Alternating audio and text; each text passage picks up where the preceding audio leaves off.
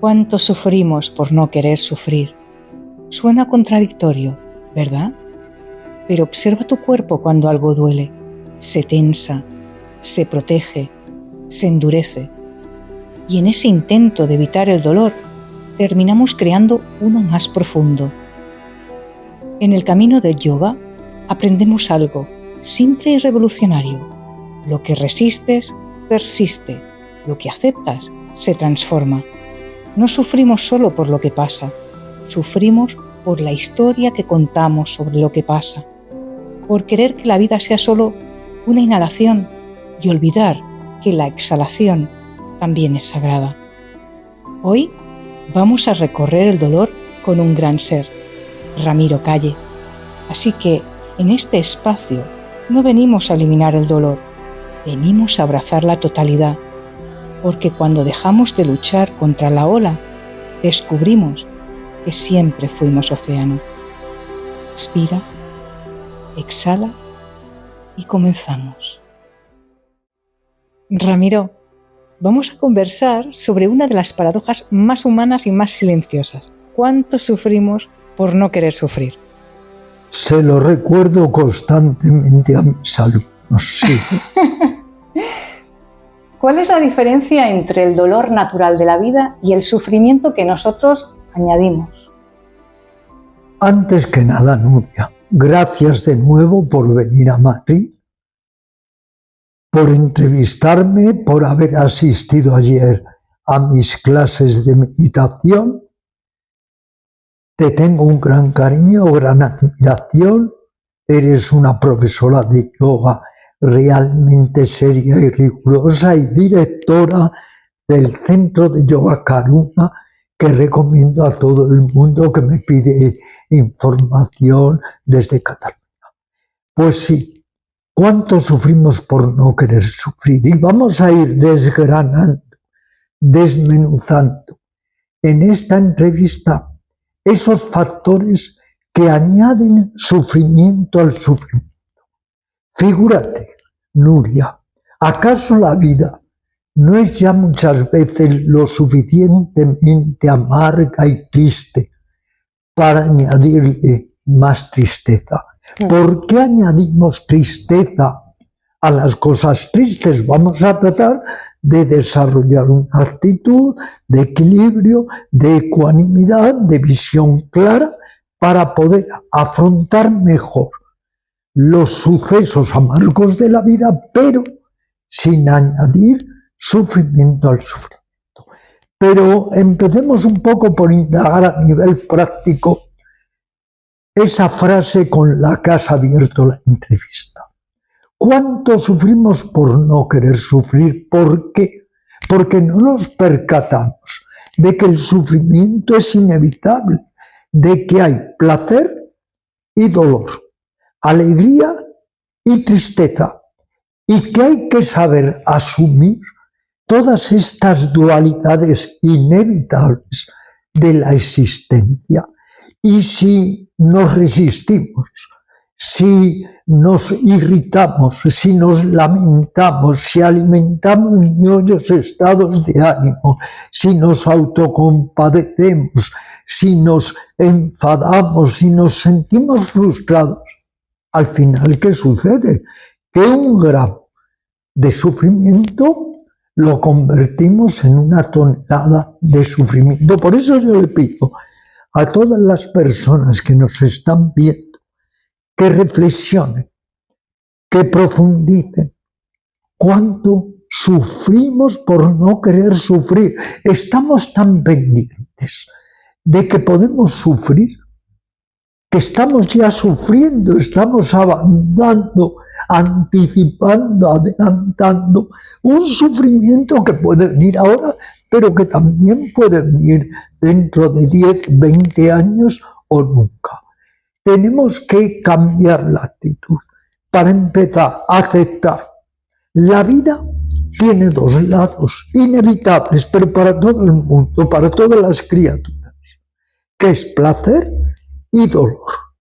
Y que en todo caso trabajamos sobre nosotros para ir un poco más allá del placer, del dolor y encontrar un estado de máximo sosiego y de equilibrio y ecuanimidad. Nuria, viene el sufrimiento, sufro, pero no añado sufrimiento. Viene la alegría, gozo, pero no me aferro, porque si me aferro, entonces ya estoy empezando a generar sufrimiento, pero es muy difícil encontrar este punto de equilibrio, de quietud, de ecuanimidad, para no dejarnos atrapar ni por el dolor ni por el placer. ¿Cómo influye nuestra actitud ante una situación difícil en la forma en que la vivimos? Hablando del sufrimiento, yo no puedo dejar de hablar de la persona en la historia de la humanidad que sepamos, que esté comprobado, que constatemos, que más ha profundizado en el análisis, el estudio y el discernimiento del sufrimiento, que ha sido Buda. Por algo he escrito un libro que se llama La sonrisa de Buda, aunque nadie le sigue, ni nadie le comprende, ni nadie le pone en práctica. Buda está de moda, pero nadie le sigue. Pero Buda lo dijo bien claro, dijo, yo lo único que enseño es que hay sufrimiento, pero que hay vías, que hay sendas para ir más allá del sufrimiento. Todo depende de la actitud. Por ejemplo, algo muy simple, le insultaban, le amenazaban a menudo. Él nunca se inmutaba, nunca perdía la sonrisa. Y cuando le preguntaban, ¿pero cómo te insultan, te amenazan, te menosprecian y no te inmutas? Él siempre decía, los demás me insultan, pero yo no recibo el insulto. Cambiar la actitud. No añadir tensión a la tensión, fricción a la fricción. Y algo esencial, Nuria. El sufrimiento lo vamos a empezar a manejar cuando seamos capaces de la aceptación consciente de lo inevitable.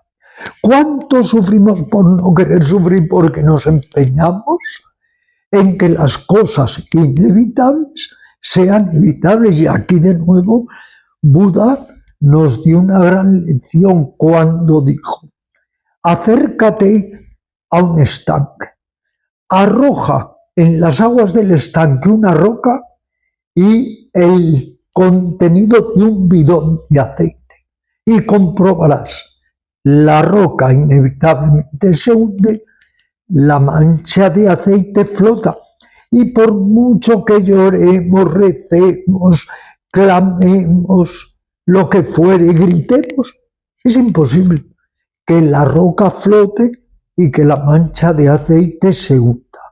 Aceptar lo inevitable sin añadir dolor al dolor, conflicto al conflicto, sin crear frustración, rabia, sin lamentarnos inútilmente. Toda esa energía que malgastamos en condolernos, en lamentarnos, vamos a ponerla al servicio de nuestro bienestar, el bienestar de los demás y el desarrollo interior. Luego, Nuria, hablaremos de lo que denomino el segundo aliento para también controlar el sufrimiento. Pero si te lanzan un dardo y te toca, eso es inevitable. Pero al menos no te pongas tu otro dardo con quejas, con lamentos, con depresión, con ansiedad. El primer dardo nadie lo puede evitar. La vida está llena de dardos que nos alcanzan, pero no añadamos el segundo dardo. Pero, ¿qué significa realmente aceptar cuando lo que estamos viviendo duele? Aceptar lo inevitable. ¿Cómo sabemos que es inevitable? Por el discernimiento. Había un antiguo adagio que se repetía mucho en mi juventud entre los que estudiábamos, que era, Ni siquiera Dios puede convertir el cuadrado en un círculo. Hay unas leyes.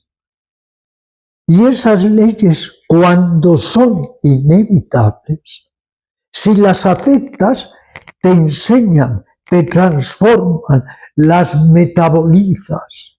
Pero si las rechazas y te rebelas inútilmente, pierdes tus mejores energías, te desvitalizas. Por tanto, discernimiento. ¿Esto lo puedo cambiar y mejorar? Trato de cambiarlo, trato de mejorarlo. Pero si es inevitable, asúmelo. Es que hay personas que hasta se enfadan con el tiempo, que hoy no hace el tiempo que yo quería que hiciera al ir de excursión y me siento irritado, violento, agresivo. Aceptemos lo inevitable, pero nunca hablo, nunca de resignación fatalista, no. El yoga es todo lo contrario. El yoga es movilizar nuestras mejores energías internas. El yoga es transformarnos. El yoga es perfeccionarnos. Pero lo inevitable, asúmelo y saca una enseñanza de ello. Y por otro lado, las heridas que todos recibimos, la frustración, pueden ser mayores o menores de acuerdo a nuestra actitud. Hay que saber soltar el placer, hay que saber soltar el dolor y el sufrimiento. Hay que saber ser firme como una roca ante el insulto y el halago, la ganancia y la pérdida, el éxito y el fracaso. Ser uno mismo, encontrar nuestro propio centro de gravedad para no estar constantemente siendo zarandeados de un lado para otro. En el Bhagavad Gita, el campo de batalla es interior. ¿Es nuestra resistencia al sufrimiento nuestra verdadera guerra?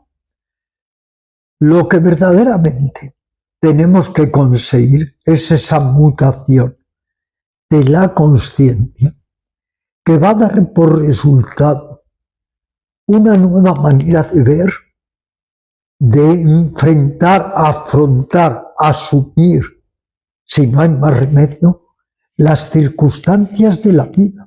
La vida es un río, la sabiduría del río. De vez en cuando parece que el río se remansa tanto que no fluye, pero en su interior las aguas siguen fluyendo. A veces el río se vuelve muy tumultuoso. Unas veces las aguas son claras, otras son turbias.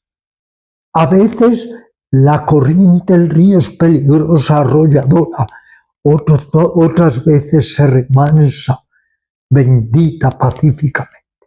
La vida es un río, es lo que tenemos que entender. Y el buen nadador es el que sabe cómo fluir, hacia qué lado debe nadar, cómo dejarse a veces llevar y a veces contrarrestar la corriente.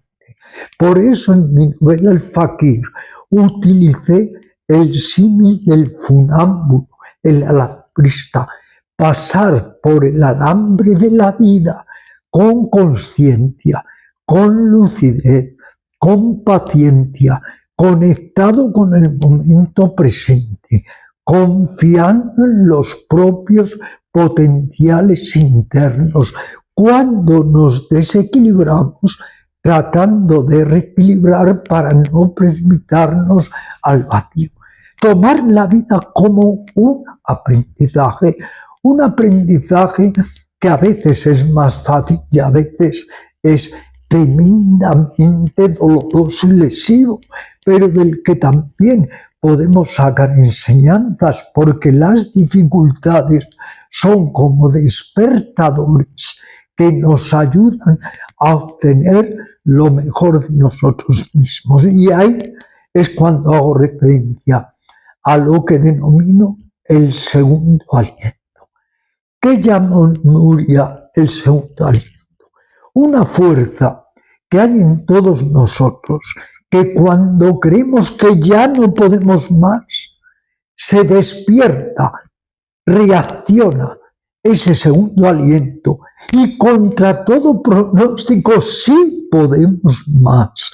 Y ese segundo aliento nos ayuda a superar infinidad de circunstancias adversas. Y ese segundo aliento en el que tenemos que confiar nos auxilia en los momentos más problemáticos y difíciles de nuestra vida. Digamos que florece cuando aceptamos que no todo está bajo nuestro control. Ponerse, como decían los cristianos, encomendarse, hasta Jesucristo lo hizo, al poder más alto. Nuestro ego está tan demenciado, de tal manera se ha sobredimensionado, que cree que puede conseguirlo todo. Y esa es otra fuente enorme de sufrimiento. ¿Cuánto sufrimos por culpa de que nuestro ego se desmanta, se desenfrena y nos quiere llevar por el camino, la dirección causante de malestar, competencia, no dolor? Tenemos que ir más allá de esa estructura egocéntrica, ese constructo mental que tanto nos encarcela. Y tenemos que entender, este es un viaje, el viaje de la vida. Y este es un viaje en el que hay dificultades, pero hay maestros que incluso dicen, y si no hay problemas, búscatelos, dando a entender que las dificultades nos zarandean, nos sacan de nuestro sueño profundo, nos van ayudando a pasar de ser máquinas a convertirnos en seres más conscientes, claros, ecuánimes y cooperantes. Trabajo interior. Por eso surgió el yoga, por eso surgieron las primeras enseñanzas de autoliberación y autorrealización.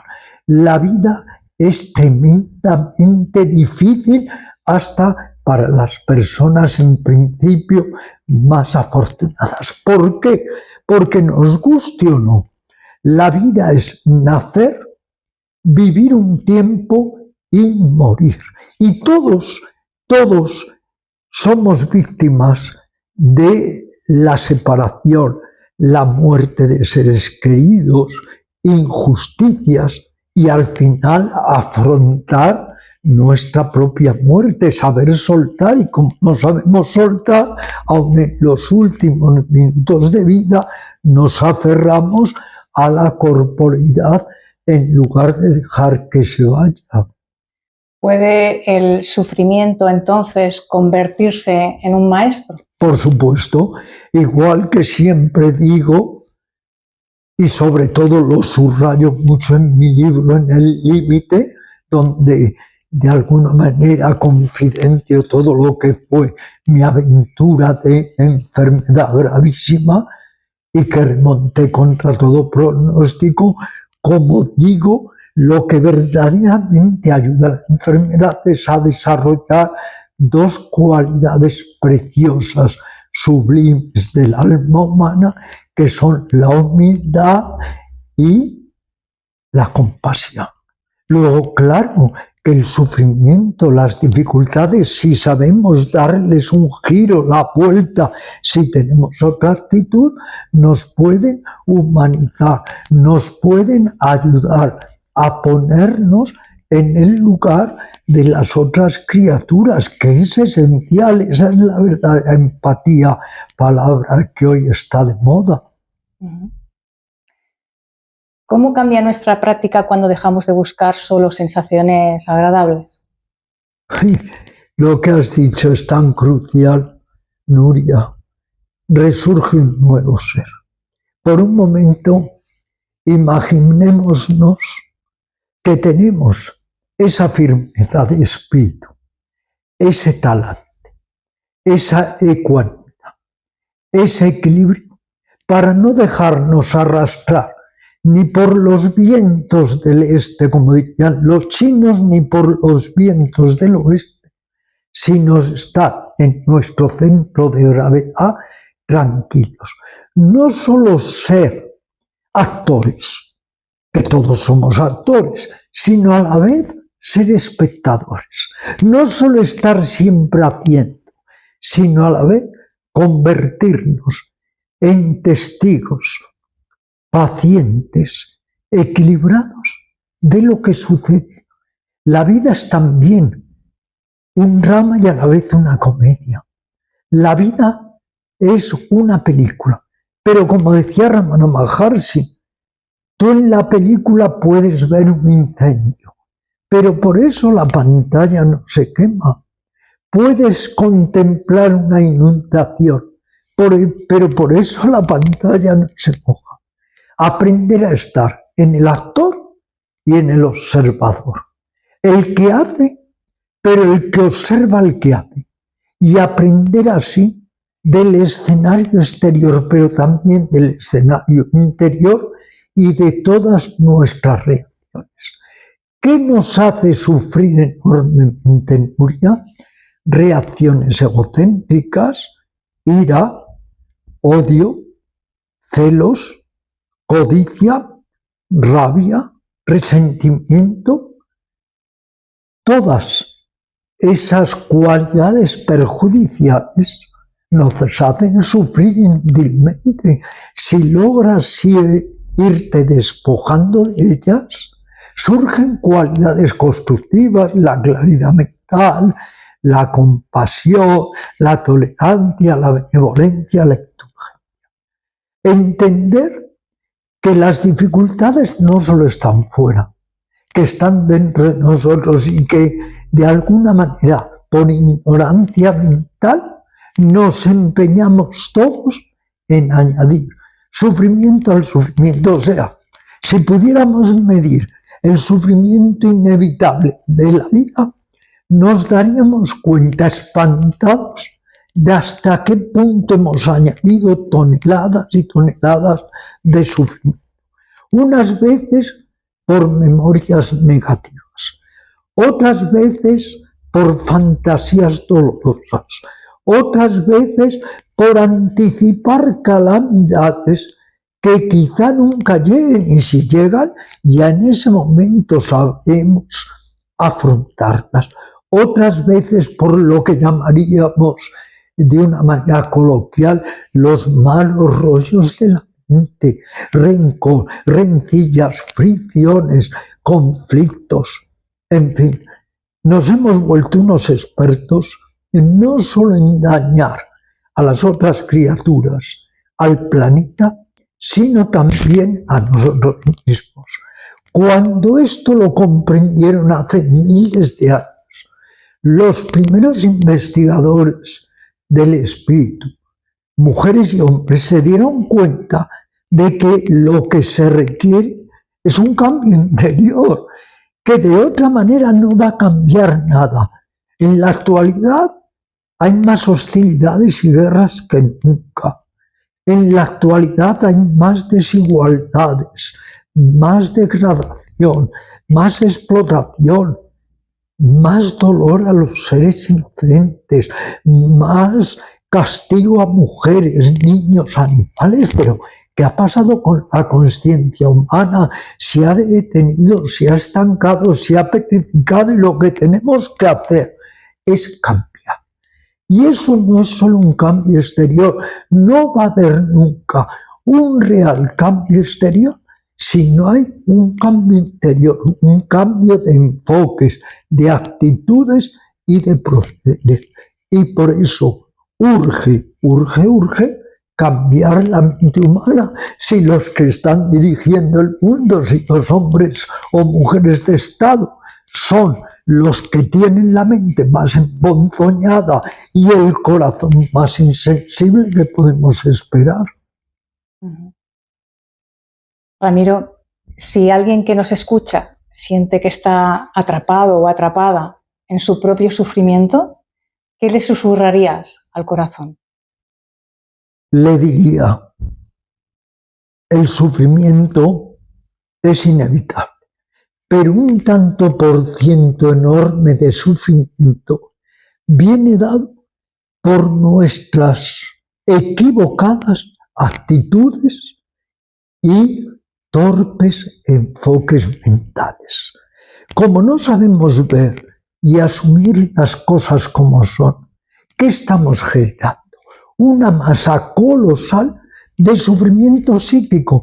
Como si ya no bastara el sufrimiento físico, estamos creando una montaña de sufrimiento psíquico. Por ejemplo, frustración. Esta es una sociedad toda ella frustrada. Como no conseguimos lo que queremos, nos sentimos frustrados, nos sentimos amargados, insatisfechos. Es una sociedad descontenta, no cabe duda, fatigada. Hoy en día, cada día, se propaga más esa epidemia de lo que llamamos la fatiga psíquica crónica. Es una sociedad que en lugar de saber seleccionar lo que realmente nos puede psicológicamente ayudar, va seleccionando todo aquello que crea más ansiedad, más depresión, más insolidaridad, más incomunicación y más sufrimiento. ¿Qué urge cambiar? Vuelvo a decirlo, la mente humana. Tú y yo, ¿cómo estamos hablando, querida Nuria? No solo a través de la palabra, a través de la mente. ¿Cómo nos relacionamos con los demás? A través de la mente. ¿Qué es lo que utilizamos en nuestro trabajo? La mente. Y en nuestro placer, la mente. ¿Y cómo enfocamos la vida? A través de la mente. Lo que hay que cambiar es esta mente llena de velos, de ignorancia básica, de espejismos que deforman la realidad y no nos dejan nunca ser como somos. Por tanto, tenemos que recurrir a una estrategia. No estamos solos. Ya los más grandes sabios o las mentes más realizadas de la antigüedad se dieron cuenta de esto y nos facilitaron mapas, brújulas en el sendero hacia la quietud y el bienestar psicológico. Están ahí. Hay toda una estrategia, yoga, meditación, técnicas de autodesarrollo, la observación de sí mismo, las 3 autovigilancias, los 4 caminos, etcétera, que sería para un programa entero, técnicas. No estamos solos, incluso hay una mano invisible que nos ayuda. Da igual si eres creyente o no eres creyente, mira, el que solo cree en Dios está atascado, el que no cree en Dios está igualmente atascado. Las creencias son creencias, vamos a las experiencias. Y la experiencia es que podemos encontrar todos, no solo ese segundo aliento, sino la mano invisible, esa mano invisible que nos ayuda, nos sostiene, nos levanta cuando nos caemos. Esa mano invisible está en todos nosotros. Unos la llamarán Dios, otros la nada o el vacío como los budistas, otros le llamarán el destino, da igual. Confiemos en 2 elementos esenciales que nunca nos han enseñado. El segundo aliento o energía extra y la mano invisible. Ramiro, y para finalizar, me gustaría que compartieras el ejercicio que tuvimos ayer la oportunidad de practicar en Chadak. Si nos despertamos sobre las 4 o las 5 de la mañana, ¿te acuerdas? Sí. Hacer esa reflexión, me gustaría que pudiéramos hacer ese ejercicio. Hablaba yo ayer en clase de cuando nos despertamos de madrugada, porque no hay ningún tipo de interferencias que no sea nuestra propia mente. porque las únicas voces que escuchamos es nuestras voces internas, porque es un momento difícil a veces las madrugadas, puesto que nos enfrentamos con la realidad sin espejismos, sin enmascaramientos, sin tapujos, la realidad tal cual es, e incluso nuestra inmensa, exacerbada soledad de seres humanos.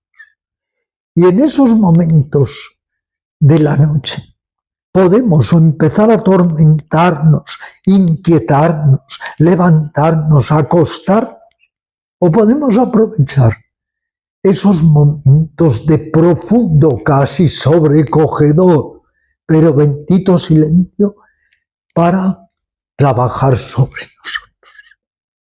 Y podemos empezar por trabajar sobre la corporalidad. Relájate, siéntete, experimenta el contacto de parte del cuerpo con el colchón sobre el que estás extendido. Siente el contacto, siente el cuerpo. Somos cuerpo, energía, mente y emociones. Siente el cuerpo, suelta y afloja. Mentalmente ve eliminando las tensiones de tu cuerpo. Recorre el cuerpo lentamente de arriba abajo, de abajo arriba, sintiendo y soltando. El secreto está en sentir y soltar. Sentir y soltar, irte liberando de todas las sensaciones de tensión. El ir poco a poco adentrándote en un territorio de relajación, de calma profunda. Conecta ahora tu mente con el estómago y con la respiración. Haz respiraciones abdominales, o sea, lleva el aire al vientre y el estómago al inhalar y expúlsalo después también por la nariz, inhalación por la nariz, exhalación por la nariz, pausadamente.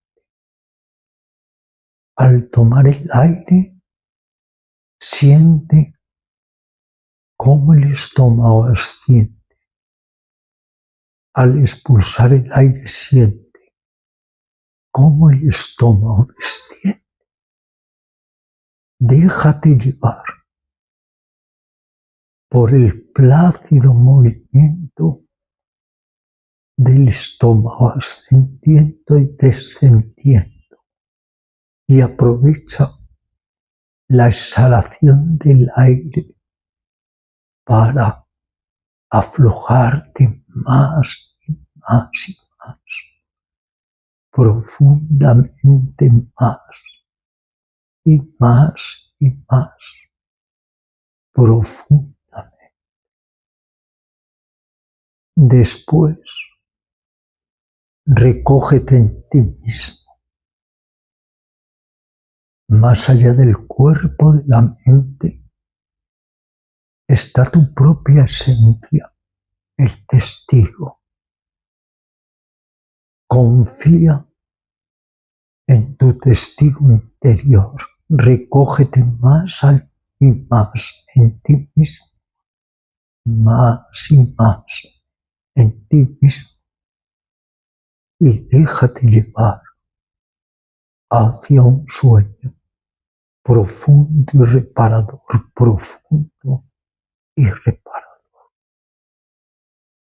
Al despertar por la mañana, lo primero que todos deberíamos hacer es unos minutos sentir el cuerpo, tomar conciencia de que he recobrado la atención, respirar unas cuantas veces en profundidad y poco a poco ir desperezándonos antes de dar comienzo a la jornada. Por tanto, antes de dormir o si te despiertas de madrugada, unos ejercicios de tranquilización profunda. Y al despertar por la mañana, tómate unos minutos. Sé consciente de que has recobrado la conciencia. Vive tu corporeidad.